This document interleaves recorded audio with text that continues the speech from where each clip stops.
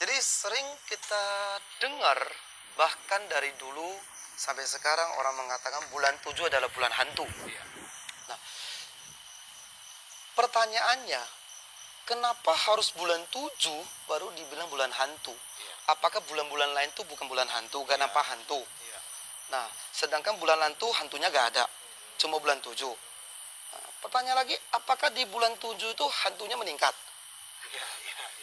Benar gak? Atau bulan 7 hantunya lebih usil? Nah, itu kan sering terjadi pertanyaan, kenapa harus bulan 7? Apakah bulan 7 hantunya ganggu manusia, dan bulan lain hantunya gak ganggu manusia? Nah, pertanyaan lagi, kalau orang mengatakan hanya bulan 7 adalah bulan hantu, berarti bulan 6, 5, 4, 3, 2, 1 adalah bulan apa? Nah, itulah sering pertanyakan. Nah, sebenarnya ini adalah sebuah tradisi atau cerita di mana orang mengatakan bulan 7 adalah bulan hantu. Ceritanya begini. Ini ceritanya banyak versi. Anda bisa searching mungkin kalau searching di Google Indonesia, mungkin nampaknya hanya dikait-kaitkan dengan Mogalana, Arya Mogalana, ataupun dengan Kisikarba. Tapi kalau Anda searching, kalau di website yang di Chinese tradition, di Paitu atau di mana Anda boleh searching. Nah, banyak cerita juga, versinya banyak-banyak sekali. Nah, sini saya kutip 2 cerita. Nah, konon ceritanya pertama, menurut cerita ya, ini cerita. Namanya cerita, kita tak tahu benar atau tidak. Nah, di zaman-zaman dahulu biasanya pas tepat bulan 7 tanggal 15 itu dimana kaisar-kaisar, raja-raja biasa menghukum penggal narapidana di tepat bulan 7 tanggal 15. Sehingga banyak keluarga yang keluarga menangisi keluarga tersebut, nangis, dan orang yang di sekitar juga adalah perasa mengencam karena banyak orang menangis. Nah, itu cerita, salah satu cerita. Tapi ada cerita yang lain lagi, di mana sebenarnya bulan 7 penanggalan Chinese ada bulan yang penuh berkah. Kenapa begitu? Nah, di dataran China, di bulan 7 itu sebenarnya bulan Feng Shou. Apa artinya Feng Shou? Di mana selesai panen. Nah, mereka selesai panen di bulan 7, sekitar pertengahan bulan 7 selesai panen.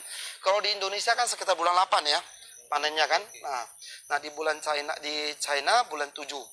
Nah, panen disebut dengan Feng Shou.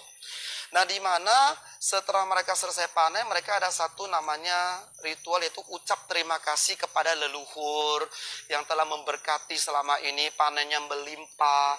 Juga berterima kasih kepada makhluk-makhluk di sekitar, ataupun yang penghuni dari lahan tersebut yang tidak nampak. Kalau bahasa Chinese itu adalah, bahasa Hokkien ada belokong. Pernah dengar belokong nggak? Iya, pernah dengar. Nah, pernah dengar ya, kan tadi saya baru ngomong, pasti pernah dengar lah. Nah, jadi seperti itu. Jadi mereka turun-temurun setelah selesai panen, mereka ucap terima kasih, yaitu sedikit sembayang. Nah, lama-kelamaan orang salah kaprah menjadi sembayang hantu. Jadi akhirnya dikaitkanlah menjadi bulan 7, tanggal 15 adalah bulan hantu. Itu saja kronologi tradisi lah. Nah, tapi benar tidak benarnya itu harus kita searching lagi ke orang-orang yang lebih senior daripada kita yang mungkin hidup di masa tersebut. Tapi ini konon yang kita cerita, karena saya pernah sekolah di bahasa Mandarin yang ada tentang Chinese Wenhua atau budaya Chinese, ya ada ceritanya seperti itu. Banyak orang asumsi bulan 7 adalah bulan sial ya. Nah, tadi saya sedikit tambahan, sebenarnya bulan 7 adalah bulan yang penuh berkah. Dimana tadi saya sudah singgung, bulan 7 tanggal 15 adalah pada banyak biku-biku yang keluar dari masa wasa mencapai kesucian atau arahat. Jadi dimana bulan 7 tanggal 15 itu dalam Buddhism adalah hari bahagianya Buddha, di mana banyak murid-murid Buddha mencapai kesempurnaan atau mencapai arahat, salah satu tingkatan kesucian. Nah, jadi ditambah lagi sebenarnya bulan 7 itu penuh berkahnya. Kenapa? Di samping bulan 7 tanggal 15 adalah hari bahagianya Buddha karena banyak muridnya mencapai mencapai kesucian, dan di bulan 7 penanggalan 7 itu sebenarnya adalah hari kasih sayang. menurut penanggalan Chinese. Bulan 7 tanggal 7 ada penanggalan hari kasih sayang. Nah, kita tarik lagi di bulan 7 tanggal 30 adalah hari lahirnya atau hari besar dari Siti Garba Bodhisattva. Nah, jadi ada hubungannya kenapa Ulambana itu identik dengan kenapa yang bukan kita puja adalah Kisi Garba. Nah, jadi saya sedikit sebelum kita masuk dalam, banyak orang mengatakan, banyak orang salah kaprah, ya Arya Moggallana adalah Siti Garba atau Ticang Pusa. Banyak orang mengatakan Ticang Pusa adalah ya Arya Moggallana, sebenarnya itu keliru. Itu ada dua sosok yang berbeda. Nah, jadi sebelum kita mengenal lebih dekat kepada Ticang Pusa, di Sutra Kisi Garba ini yang sering biasanya orang bulan 7 baca, yaitu Ticang Cing. Ticang Cing ya, di mana-mana kalau tanya bulan 7 pasti baca Ticang Cing ya. Orang bertanya, kenapa sih baca Ticang Cing? Apa sih isinya? Nah, orang pasti bertanyakan, ini sutra apa sih? Nah, sebenarnya sutra ini adalah sutra bakti seorang anak. Sutra Bakti Seorang Anak. Kenapa saya mengatakan ini identik dengan Sutra Bakti Seorang Anak? Di bab pertama sudah mengatakan, di bab pertama saja di Ticang Cing sudah ada mengatakan seperti ini. Kita lihat halamannya, yaitu nanti kalau Bapak Ibu dimanapun berada kan tinggal gak sampai seminggu lagi kita sudah akan sering melihat buku tersebut di mana-mana live online, apalagi pandemi ya. Nah, Anda bisa perhatikan baris pertama akan mengatakan Rushi wo wen yi si fo zai dao li tian wei mu shuo fa. Demikianlah yang ku dengar pada saat Buddha berada di surga Tusita, dao li tian Tusita, wei mu shuo fa. Nah, dari satu paragraf ini kita sudah bisa mengerti bahwa satu buku di dalam adalah tentang kisah berbakti kepada orang tua. Kenapa? Karena wei mu shuo fa, bahwa pada saat Sang Buddha mencapai penerang sempurna, pertama kali beliau ke surga Tusita adalah membabarkan dharma kepada ibunya, Wei Musofa. Nah, jadi kenapa membabarkan dharma kepada ibunya? Karena Sang Buddha juga ingin ibunya mencapai penerangan sempurna, mengerti. Nah, di dalam kisah Ticang Cing ini dalamnya mengartikan apa? Semua adalah kisah-kisah dari Kisi Garba. Jadi asal mula Kisi Garba dari mana? Nah, di sini Ticang Cing ini yang sering kita baca itu nanti ada 13 bab. Tapi yang saya bahas ini gak sampai 13 bab. Kalau 13 bab ini mungkin harus 13 kali pertemuan. Itu pun belum tentu selesai. Nah, ini secara garis besar adalah bab yang ke pertama kayaknya. Pertama dan kedua. Kisah bagaimana asal usul Ticang Pusa atau Siti Garba Bodhisattva. Jadi setelah ini kita jangan salah kaprah lagi bahwa ya Arya Moggallana adalah Siti Garba dan Siti Garba adalah ya Arya Moggallana. Tapi Su, kalau kita lihat ternyata ada hampir persamaan. Ini saya baru tahu nih Su. Ternyata Maha Moggallana juga kan kisahnya itu kan rasa baktinya kepada ibunya. Iya. Ini juga Ticang Wang Pusa juga ternyata bermula dari rasa bakti kepada ibunya juga. Maka orang salah kaprah. Nah, pada cerita yang berbeda. Nah, kita mulai dari cerita pertama. Kisah pertama dari Sutra Ticang Cing, yaitu di zaman Buddha Ting Zizai Wang Rulai, atau bahasa palinya adalah Padma Samadhi Raja Buddha. Nah, itu hiduplah seorang anak dari bangsawan, anak dari suku Brahma, atau biasa Mandarin disebut Polomeni, suku Brahma. Beliau mempunyai orang tua di mana pada saat masa kecil anak tersebut sangat suka melihat rupang dari Ting Zizai Wang Rulai atau Padma Samadhi Raja Buddha. Sangat indah melihat, tapi orang tuanya sangat tidak suka. Orang tuanya tidak suka dengan ajaran Buddha. Jadi setelah anak gadis tersebut bertambah dewasa, sudah umur 8 tahun, nah anaknya tersebut suka melihat seseorang biku lagi pindah patah mempersembahkan sebuah buah apel kepada biku. Ini buahnya sangat segar, silakan para biku menerimanya. Nah, para biku itu memberikan sebuah kitab. Nah, pada saat tersebut mamanya dari anak tersebut melihat, langsung mengambil kitab suci, langsung dibuang ke lantai. Buang ke lantai. Kamu para biksu jangan membohongi anak saya, kata mamanya tersebut. Langsung menarik anaknya untuk pulang. Kamu jangan percaya mereka. Mereka tidak mempunyai kesaktian. Kamu lebih baik ikut saya ke dukun yang mempunyai kesaktian. Anaknya sangat sedih, tapi karena masih kecil tidak berdaya.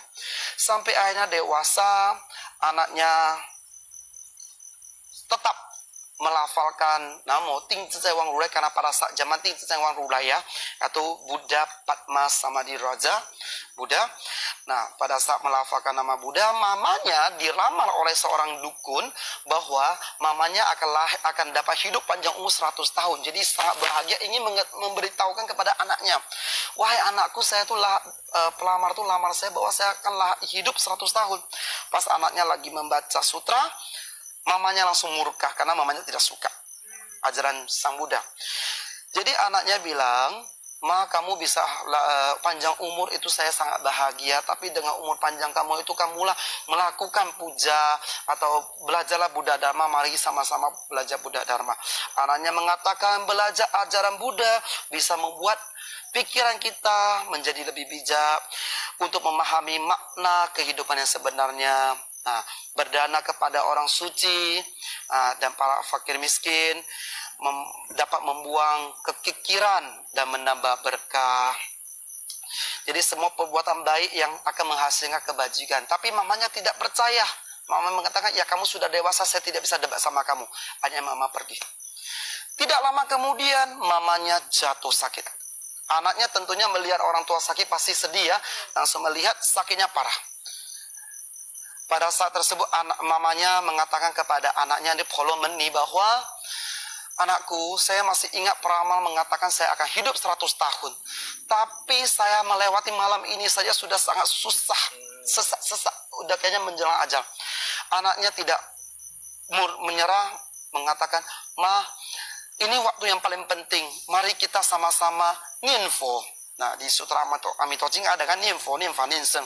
Nah, ninfo sama-sama melafalkan nama Buddha. Ini sebelum terlambat.